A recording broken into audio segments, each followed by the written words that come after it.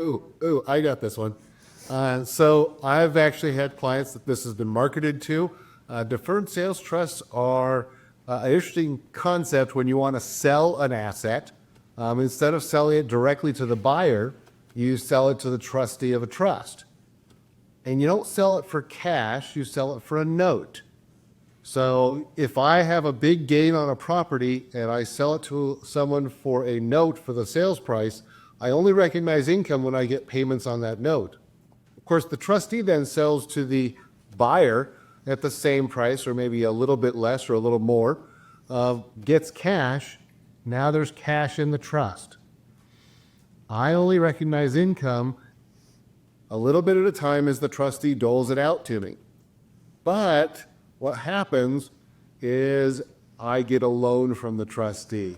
So instead of having my note paid off, I get 90% of the proceeds as a loan. So now what's really happened is I sold the asset, I no longer have it, what I have is cash. That sounds like I just sold it directly. This is also fitting neatly into what we have, it's actually in our Chapter 3 of our federal tax update, monetized installment sales. And the IRS coming around and treating those now as a transaction of interest or a listed transaction, regulations out on those recently. So yeah, something great. Deferred sales trust can be done correctly, but in a lot of cases, those are a technique to avoid income tax, more appropriately, evade income tax. Wouldn't you say, Mark, that you have to be very, very careful and avoid claim of right to the trust assets?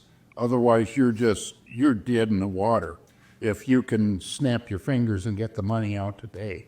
Right, and that's actually the case with a lot of these. Not only do they snap their fingers, they already snapped them before they gave it over. They're getting all of the assets out. They're using it more of a vehicle to camouflage the fact that they got the cash. Right.